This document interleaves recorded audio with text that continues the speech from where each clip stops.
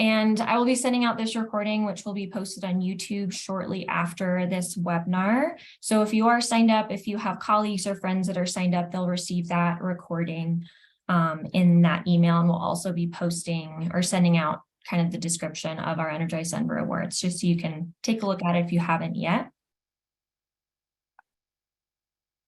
So this will be posted on our webinar library. So this is a little confusing to look at, but I'll be posting the link to that in the chat just after my introduction here. But you can see all of the webinars that we've hosted over the past year and a half or so on our webinar library. We have everything on Energize Denver, electrification, general buildings related, on this web page, and we also have upcoming events as well. So be sure to check that out to see if you have missed any of our past webinars that could be useful to you, especially with Energize Denver compliance and some other electrification resources. So I mentioned that we would be talking a little bit about our Energize Denver Awards. So this year we had 5 winners in 4 categories. Today, we are going to be learning from Unico Properties about their 1875 Lawrence property. They were the winner of the heat pumps or all electric category. And we have 4 of our presenters to chat a little bit about that property and how they have reduced emissions and energy use so successfully. So today's speakers, we have Jessy from Unico, Richard from Unico, and Edmée from Unico, and then we have Andrew from Michaels Energy. And with that, I will go ahead and pass it right off to our speakers. Thanks, Lucy. My name is Jessy Aghababian. I work for Unico Properties as a manager of sustainable real estate. And thanks for having us today. We're very excited to be here and share 1875 Lawrence with you all. I'm going to just quickly introduce our team. So Edmée Knight is our Associate Director of Sustainable Real Estate, previously a manager of sustainable real estate here in the Colorado market, and has really done a lot of work with Unico and Energize Denver over her time at Unico to further our sustainability efforts. We have Wren, who is our chief engineer for several properties in Denver, and he oversees 1875 Lawrence. And Andrew Clements, it works for Michaels Energy, as Lucy mentioned. Michaels Energy was a partner of ours in a program called Excel Strategic Energy Management, and I will let him tell you more about that later. I'm going to start by sharing my screen with you all so that you can see our presentation, and we will give you an introduction to Unico. So Unico Properties is based out of Seattle, Washington. We were founded in 1953, so we have been around for about 69 years now. We operate in Seattle, Tacoma, and Spokane, Washington, Portland, Oregon, Denver, Boulder, and Colorado Springs here in Colorado, Austin, Texas, Salt Lake City, Utah, and Nashville, Tennessee. We now own and manage about 16 million square feet of office and have around 300 employees, just over 300 employees. Unico Sustainability Group is a department that Unico has that was informally started around 2009 with 1 employee focusing on Seattle-based compliance and LEED certifications. We now have a 7-person team in our department that serves the whole portfolio. So we have a sustainability manager in each of our larger markets. So we have 1 in Washington, Oregon, and Colorado. I'm the sustainability manager in Colorado, and then these 3 managers split the satellite markets to support every building. So our team is supported by our director, Anita Yergay, a sustainability manager, Cindy Davis. We recently hired a service coordinator, Kenny Packey, and as I mentioned, Edmée is our associate director, who you will hear from later in this presentation. Our department focuses on, our goals focus around preservation and efficiency of existing assets. We strive to eliminate fossil fuels and mitigate climate change. We want to be the best in class for efficiency and health, transforming buildings through responsible and practical solutions that increase asset value, promote health and wellness, and protect our planet's future. Our team largely focuses on LEED certifications and ordinance compliance, which is an impact in almost all of our markets now.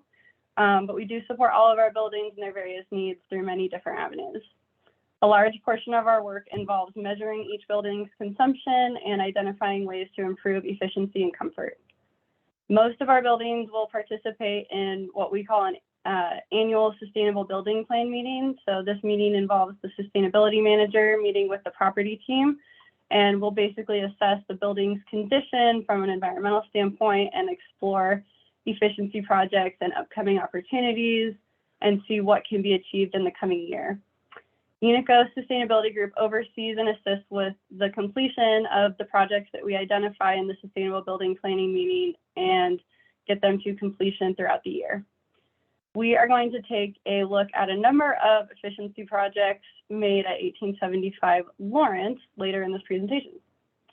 So Unico purchased 1875 Lawrence in 2018 from DPC Development. The building was originally constructed in 1985 and has just over 200,000 square feet. It's in a great location. It is, right at the corner of 19th and Larimer, so you're pretty much at the crossroads of Lodo, Rhino, and the Central Business District. There's a lot of access to all various parts of our city. It's 1875 is a multi-tenant building, so there are 3 levels of underground parking garage, 1 retail space that was formerly the Spicy Pickle, if you maybe stopped by for lunch, and our anchor tenant there, Ardent Mills, occupies 5 of 15 rentable floors. At the time of purchase, the building had received around $4 million in capital investments since 2011. So the upgrades that were completed prior to our purchase largely focused on aesthetic changes. There was a large lobby renovation. When Unico purchased the building, it was one of the first investments into our Core Plus fund. This is a group of buildings purchased with the intent of a long-term hold rather than more of a short-term hold where we take like a value add property and try and improve it and then let it go at the end of a shorter hold. This is a bit more of a different strategy where we intend to keep 1875 for a longer period of time and therefore take a different strategy with the investment. So this strategy allowed us to make a large number of improvements to the site since our purchase.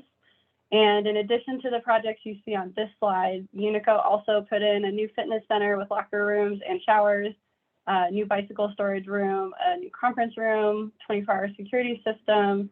And again, we did make some aesthetic changes to modernize the restrooms and common areas as well. At the time of purchase, several of the efficiency improvements you see were also factored in, including LED lighting upgrades, systems efficiency upgrades, and the goal to pursue a LEED certification. And having that in the underwriting at the time of purchase has certainly allowed us to complete more of these than we may have been able to do at other assets. So let's take a look at some of the most impactful projects that we have pursued at 1875.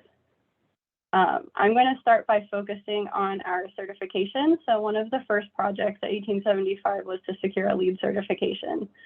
LEED, if you're not familiar, it stands for Leadership in Energy and Environmental Design, and it is the most widely used green building rating system in the world. LEED certification provides basically a framework for healthy, highly efficient, and cost-saving green buildings. LEED certifications help establish trust and confidence with existing and prospective tenants and consistently lowers maintenance costs over time. So LEED is a holistic system. It doesn't focus on just one element of a building, such as energy, but it looks at the whole site to evaluate 5 key areas of impact, which are energy, water, waste, transportation, and the human experience. 1875 Lawrence received a LEED Silver certification initially, and we scored in the mid to high range in energy, waste, and transportation. The building adopted many of our established policies to meet LEED requirements. Some of these policies, for example, include a site management policy, an ongoing purchasing and waste policy, a facility maintenance and renovation policy, energy efficiency best management practices, fundamental refrigerant management, and a green cleaning policy. So very all-encompassing from operations to management. There's lots of things going on that we keep an eye on to maintain that LEED certification. These policies ensure the building continues to operate in a way that aligns with the LEED framework and strives to reduce environmental impact, providing tenants with the best experience while they're there. Unico has maintained a LEED certification at 1875 Lawrence since 2018. We did achieve LEED Gold in 2020 by improving specifically in the energy and human experience categories.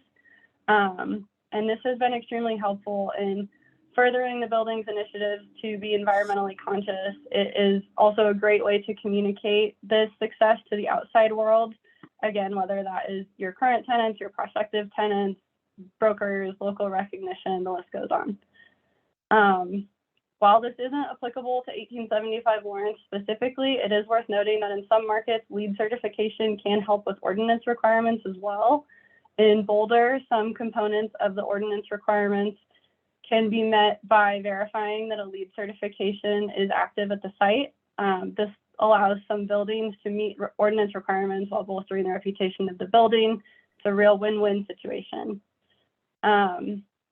We did also pursue an Energy Star certification in 2018.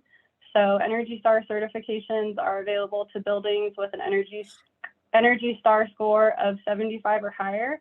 And that score indicates that the building performs on an energy consumption basis better than at least 75% of similar buildings nationwide. So buildings with Energy Star scores typically see lower utility bills, fewer greenhouse gas emissions. They can have higher sales upon the transaction. They often have higher occupancy rates and higher rents, and they are well positioned to meet benchmarking and performance mandates. This is true of LEED certification as well. And as such, the LEED certification and Energy Star certifications go hand in hand with our intent for the building. The building has been eligible for an Energy Star certification annually under Unico's ownership, but we have chosen to focus our efforts on LEED as it's more encompassing of our holistic goals. And in tandem with that, another great addition to the certifications achieved at 1875 Lawrence is the Fitwel Viral Response Module, which we achieved in 2021. So Fitwel's Viral Response Module, or Fitwel VRM, was born during 2020 as a response to occupant health at a time when the world was facing a lot of hurdles related to the COVID-19 pandemic. I'm sure this is not news to anyone. COVID had a very large impact on occupancy within office buildings, as many employees began working from home, in many cases indefinitely. So similar to the way that LEED provided a consistent way for buildings to be evaluated and scored based on LEED's 5 areas of focus, Fitwel provided a parallel framework for us within the context of mitigating viral transmission. So in pursuing this certification, we found that many of the policies I mentioned that were used in the LEED certification process translated very well to the Fitwel framework. We made maybe a few improvements, but we had a lot of the basis already covered. And while Fitwel did not make a direct impact on our environmental pursuits, we did feel it was both an important and meaningful certification for our buildings to receive given the context at the time. So Unico continues to maintain the LEED and Fitwel certifications and practices, which have encouraged tenants to feel safe and supported when they come into the office. And it's worth noting that while Fitwel was initiated during the COVID-19 pandemic, it supports a healthier office space to safeguard against any type of pathogen. So this has been great in protecting our tenants from even just the common cold or the seasonal flu. So definitely some long-lasting implications there.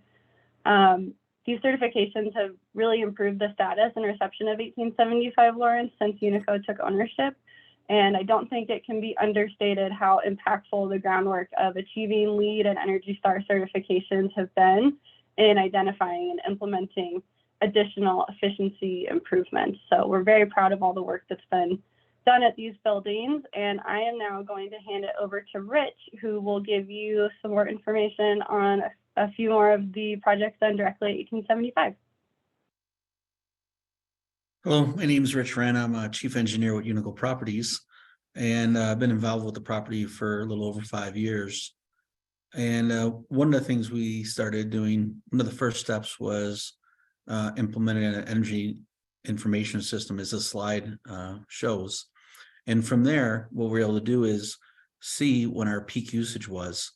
And, you know, at the top slide on the right, you could see 812 kilowatts. And basically your energy rate would be based on your highest kilowatt usage.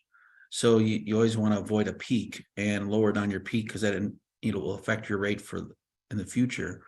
So what we did is, you know, using this software, we're able to stagger equipment starts, see what equipment was using the most energy, and, you know, upgrade it. And basically just over time, we started reducing our peaks by equipment replacement and scheduling of equipment, starting earlier in the day when the rates are cheaper. So a lot of things, but this tool was very important for us to be able to see where our energy consumption was and to reduce it. Without this tool, it'd be very difficult to really see where we're at and if we're saving money. In the lower slide, you see 21% savings. And that's basically, when we first started, we had a baseline. We didn't know where we're at. We started out with a baseline of energy usage. And then from there, we started upgrading equipment, fine-tuning building automation systems, scheduling changes. And as you see, the green shows that we've actually made progress over baseline. So it's a great tool, and it's really helped us to move forward in saving money.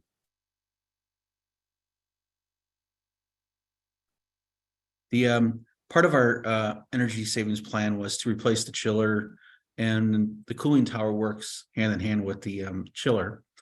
So we ended up going with a more modern type cooling tower that had a variable speed fans that would cool the water versus fixed speed fans.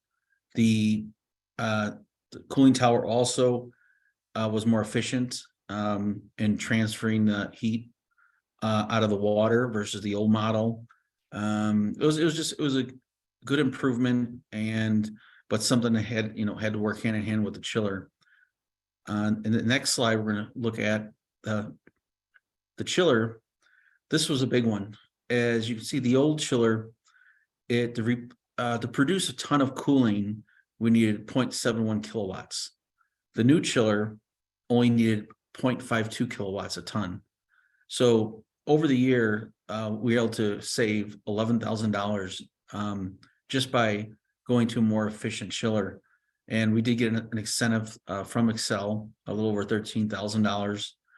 On top of replacing the chiller reliability, we went with a magnetic chiller. The magnetic chiller, the shaft of the compressor actually floats on a magnetic field, so there's less wear and tear on the bearings.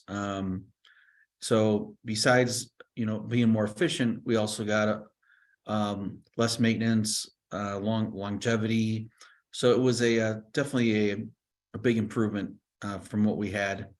And the savings, it's $11,000 a year on average for the life of the machine, which is probably a good 20 to 30 years. So good payback there. The next thing we decided we had to do was install a modern building automation system. The old system was a Honeywell Symmetry. It was proprietary, didn't have a lot of functionality. And the one thing is the heating system, there was no night sit back. So basically the fan power boxes, which are heat to space after hours, would run 24/7 because there was no way to schedule them. And they always maintained 72 degrees. So because we had the energy software in place, we saw our main energy consumption was overnight, which was extremely odd when the building was unoccupied. So we saw a really quick payback with the building automation system and being able to schedule equipment, having occupied, unoccupied temperature set points. So instead of keeping it 72 at night, we'd lower it down to 65 degrees. Then we were able to warm up the space by the tenants came in at 7 in the morning.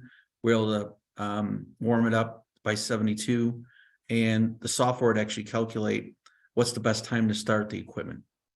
And through the software, it might be some days 3 in the morning, some days it might be 6 in the morning. And it was all the computer and the software would actually learn what's the optimal, it's called optimal start. When's the best time to start the building up and save the most energy? We did get a nice rebate with this system also, close to $55,000, and the payback was 4 years. So it was a definitely a worthwhile project, and we are still always fine-tuning it, looking for ways to save energy. And it's a tool we could not live without. It's paid, like I said, we're going on payment for itself next year. It's definitely a well worth project. We also ended up replacing our VFDs. They're end of life. They weren't maintaining the proper speeds. You know, they're off sometimes 10%. So we ended up replacing the VFDs for the main supply fans and the return fans at $1,875. And there was a rebate through Excel, which was $20,000 and a little over that. And it definitely helped pay for the project. And now we have we can fine tune the system. We can maintain exact CFMs by controlling the speeds of the fans exactly. There's no drifting above or below the set points, and with reliability. The other ones were at over 20 years old at the end of life. So another worthwhile project and also more efficient.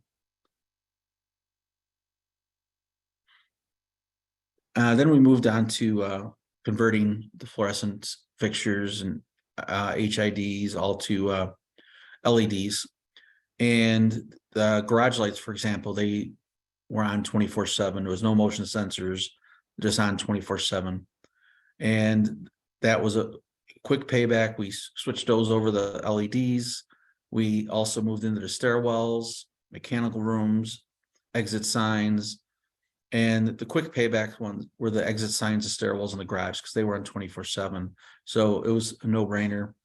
And again, we had got an Excel rebate, you know, a little over $16,000. Tenants feel safer in the garage. It's brighter, more crisper light. Same with the stairwells. And also it saves our building engineer on labor of constantly changing out bulbs. And then we have to recycle.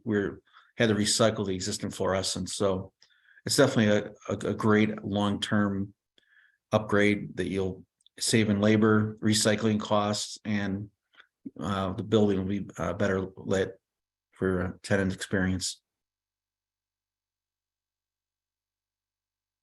Thanks, Rich. And I just want to Welcome. add that in addition to all of these energy savings that we get from these projects, especially with the building automation system and patch data and the fans, we've been able to provide much improved tenant comfort to our tenants that are in the buildings as well.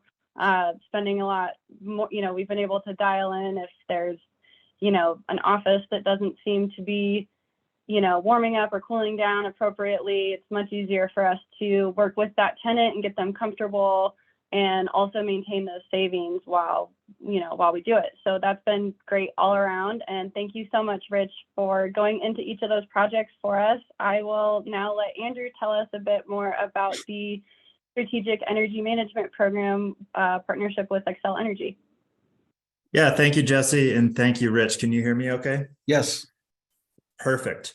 So yeah, as Jesse mentioned, my name is Andrew Clements. I am the Colorado engineering manager for a company called Michaels Energy. We work as an extension of Xcel Energy to deliver the SEM program to key commercial customers throughout the state. So one of our kind of long-term customers here is Unico. We've been engaging with them since 2019, 2020 was kind of when we picked up, and the purpose of this effort is to really build out energy management capacity at organizations. So we connect with customer teams, you know, we leverage their experience in the building, we leverage our experience in this field, and we make a comprehensive list of energy recommendations that can be put in place to save buildings and save corporations money. In this case, the projects that Rich reviewed are a fantastic example of some of the collaborative work that we've done together. Additionally, we take a very holistic look at energy throughout the space. So, we look at things like how is your equipment performing? We take things to another level and we look at how your energy management is structured. We typically aim to meet with our customers at least once per month. We go through an SEM coaching curriculum, which touches on different things like, different subsets of your energy management. We try to identify how, what your pathways are to getting projects complete. And we really aim to help build your case to get these projects implemented with, financial teams and different levels of corporations that, might need to be involved to get these projects implemented. So we really act as an extension to their energy team. That's how we like to place it. And we work collaboratively, with these teams over the course of a 3-year period. So, at a high level, kind of summing all the work that Rich just went through, some of the major projects to date that we got across the finish line are some significant lighting projects, the VFDs on the main air handling unit, the building automation system. Those projects in total came out to over 1 gigawatt hour of energy, which is a massive, massive impact and a very large percentage reduction in energy use for Unico, which is just a fantastic achievement. So I can't, give my appreciation enough for this team and to their dedication to energy management. It really goes a long way.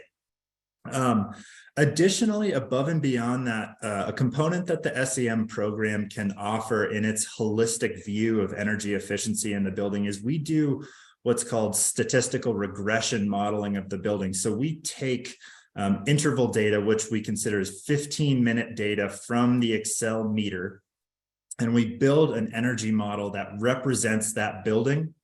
So if we go back to our baseline period here in 2019, we built this regression model.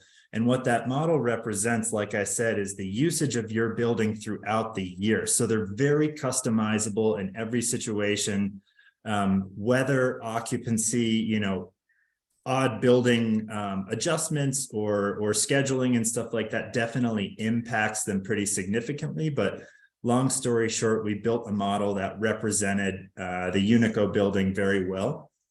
And we've utilized that model each and every year. And what we do with that is we take the most recent year of energy data and we overlay it over that model.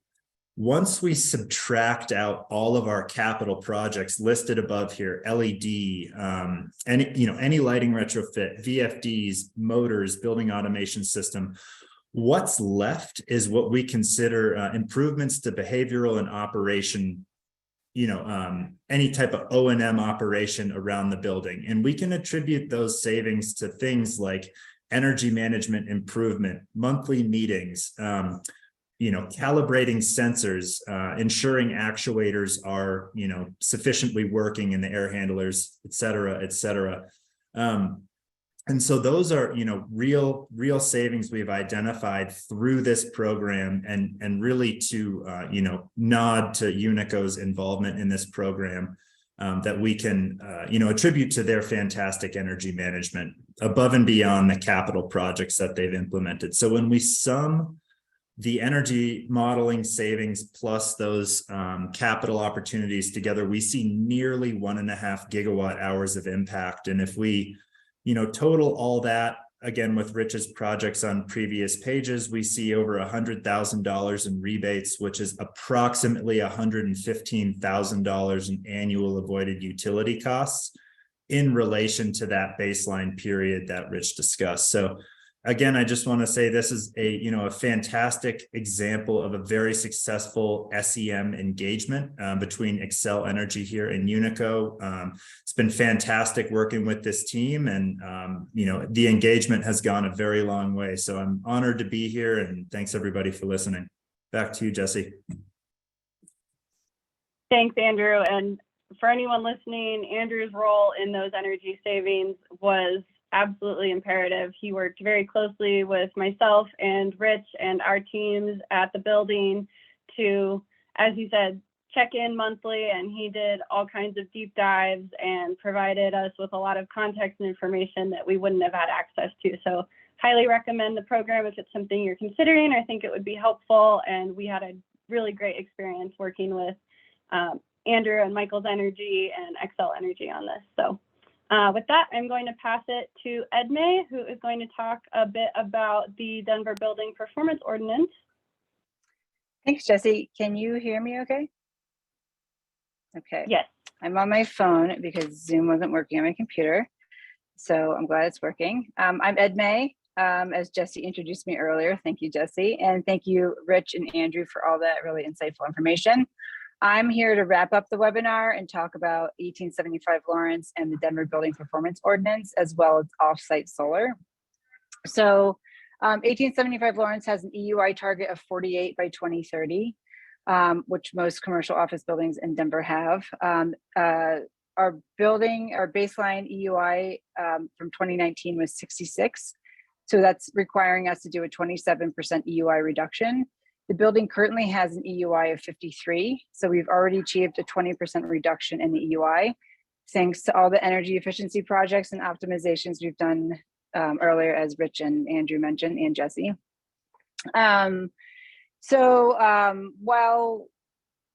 we still have an additional 7% reduction required, we're planning on, improving the building's efficiency and then closing that gap with off-site solar. 1875 Lawrence has had a contract with Unico Solar Investors for several years, even before the Denver Building Performance Ordinance came into place. And this is because we believe community solar brings the benefits of on-site solar without all the hassle of on-site solar. Jessy, can you please switch to the next slide? I'm going to talk about off-site community solar. Our solar team could not be here today, and I'm not a solar expert, so bear with me. But how does community solar work? So Unico Solar Investors builds large solar arrays within Xcel service territory, and the electricity produced is sent directly to Xcel, and then an allocated fixed amount is sent to 1875 Lawrence. There's no upfront cost to us, and we do not own any portion of the array. Each month, the kilowatt hours associated with our allocation is multiplied by the Xcel bill credit and deducted from our utility bill. Unico Solar then sends us a separate invoice for the same amount of kilowatt hours, but at a rate lower than the bill credit. And the delta between the USI bill and the bill credit is the savings. So it's really straightforward and simple. Sorry, Jessy, can you switch to the next slide? And we recommend it for compliance options for any buildings who's struggling with efficiency projects. So if you're interested in learning more about Unico Solar Investors, please email us directly and we'll put you in touch with them. And with that, I'm going to pass it back to you, Jessy. Thank you, Edmée. That kind of concludes our project focus, our case study on 1875 Lawrence. As Edmée mentioned, we are happy to answer any questions and facilitate connections. If there's anything that you heard today that sounds of interest to you, you can reach Edmée, Rich, or myself through sustainability@unicoprop.com. That is also the email that you could use if you're interested in community solar, and we would be happy to get you in touch with our solar team. Andrew has been kind enough to provide his information at Michael's Energy to answer any questions about the SEM program, or you can reach out to Xcel directly if you're interested in more information or possibly enrolling in that program. And I've included their email, energyefficiency@xcelenergy.com. And with that, I'll hand it back to Lucy. Thank you so much for having us today and giving us the opportunity to share our successes at 1875. Awesome. Thank you all so much. If we were all in the room together, I'd give you a big round of applause. But yeah, if anyone has any questions, feel free to throw them in the chat or the Q&A session. But I had a question kind of more on the resident side. Jessy, you talked a little bit about how you have been able to kind of, I guess, improve the comfort of your residents. And I was curious if you had any more like direct feedback from your residents about how they've reacted to some of these upgrades. Yeah, so just one quick clarification. We don't have any residents at the building. This is not a building that anyone lives in full time. It's only office space, but Sorry. that's okay. I just don't want anyone to be confused. We're not controlling the temperature inside anyone's like home environment, but we basically have a platform that we use for tenant communications. Whenever they have a request for us, we use a platform called Building Engines, and we can actually look at the number of what we call hot and cold calls, which is basically someone writing in and saying, hey, our suite isn't comfortable. And we can see a downward trend in the number of calls that come in and requests that we receive for changes in temperature. And Rich can probably, confirm this or add on to this, but that reduction in, time spent responding to those calls both frees up his team's time to, do things elsewhere. And also, I think really builds favorability with the tenants in the building. If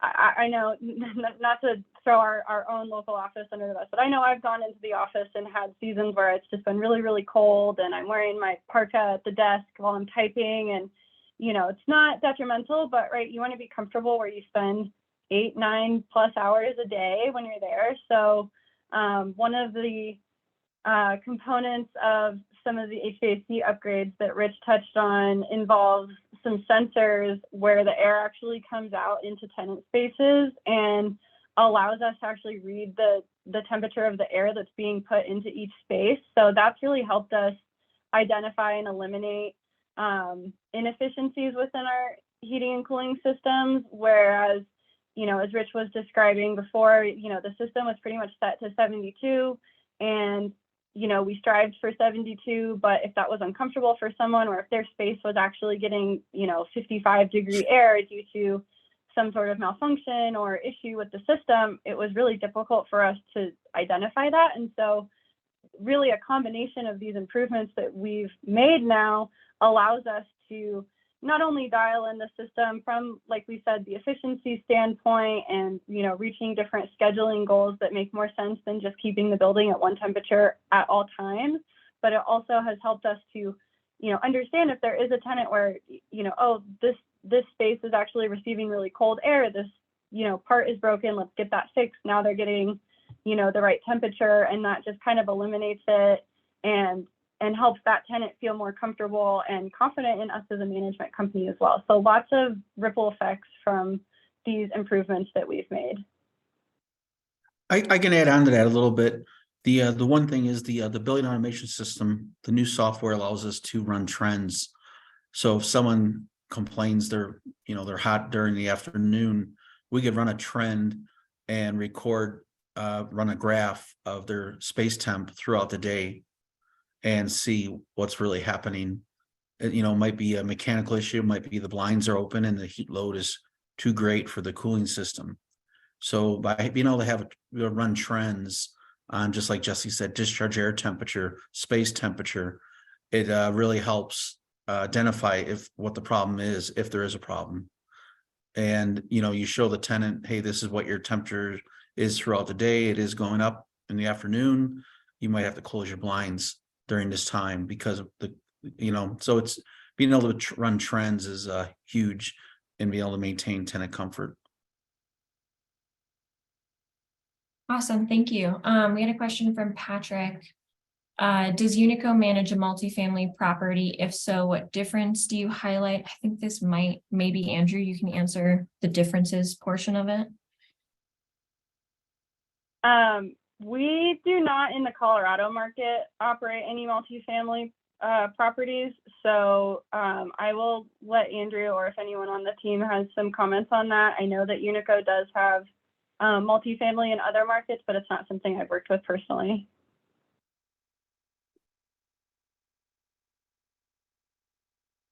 Yeah, Jessy and I don't necessarily have anything to add to that. Obviously we take into consideration different building types and different customers that we work with and try to, find the most sustainable solution for all.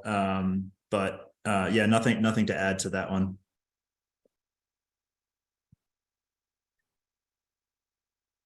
All right. To kind of wrap us up, I'm curious about what is next for Unico in Denver, especially with this building. I know you had mentioned, I think you have some projects slated or ongoing right now, but I'm curious about what other improvements you're doing to other buildings in the Denver area.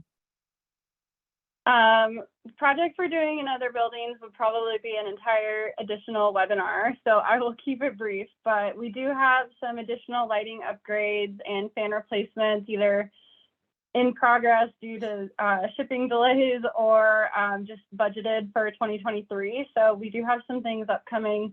I think probably one of the most impactful projects that we will be completing in 2023 is going to be electrification feasibility studies. So this actually doesn't apply to 1875 because it is already an all electric building. So there's no gas systems for us to electrify, but electrification is a large component of both the Denver and Boulder performance ordinances. So we are going to be working with McKinstry on some feasibility studies just to help us understand, you know, where our buildings are at related to the ordinance requirements and, you know, what the path ahead looks like. So largely a research phase in that process, but definitely trying to prepare and stay ahead of the, you know, curve on that component of the ordinance. And, you know, on the other side of the coin with the EUI targets that will be relevant in 2024 and 2027 in order to meet all of the 2030 requirements, we are definitely pursuing a number of efficiency projects at various buildings to help us achieve those goals. So again, those are going to look a lot like some of the projects that you've seen today, probably improvements to the heating and cooling systems, lighting upgrades. Rich touched on this a bit. Anywhere that we are able to add occupancy sensors for lighting upgrades. So these are great for common areas. We typically schedule ours so that they are on at all times during operating hours, which are about 6 a.m. or 7 a.m. to 6 p.m. for us on weekdays and a few hours on a Saturday. Anything outside of those hours, if we can drop the lights to be only coming on when someone is, you know, walking through the hallway, that's a great way for us to save a lot of energy. You know, you can have the lights on for anyone who's working late and wants to safely get to the elevator or to their car, but we don't have to run them if nobody happens to be on that floor. So lots of lighting and heating, cooling solution upgrades ahead. We are doing a number of new LEED certifications that we don't already have for buildings next year. So that will be a great improvement towards our efforts as well. And I think getting as many of our buildings subscribed to the community solar gardens that Edmée talked about is another initiative of ours. The community solar program is great. Just to add on to what Edmée shared about that, it's basically a way for you to offset your energy consumption instead of it, you know, basically coming from Excel's, you know, standard electrical grid. You get to consume energy from the solar gardens. So there's 4 solar gardens that were built. They're all up and running. It's quite a bit of energy produced. Don't quote me, I want to say it's like 32 megawatts capacity. So it's just a ton of energy that's being generated out there, and it's a great opportunity for our buildings to offset their consumption and help meet the ordinance requirements. So that's a lot of our focus for the next several years. A great briefing on all the extensive work that you guys are doing. Well, thank you so much, Rich, Jessy, Andrew, and Edmée. We really appreciate you guys coming and talking about this great property, this great example for our Denver community today. I am going to send out the recordings of our Energize Denver Summit that describes a lot of the policy and programs that were mentioned today in that kind of wrap-up email with the recording. But we do have a webinar coming up tomorrow on Energize Denver. It's a little bit more technical, and I'll go ahead and send that out as soon as I can as well. The recording for that will also be posted on our webinar library. So thank you all so much for tuning in today.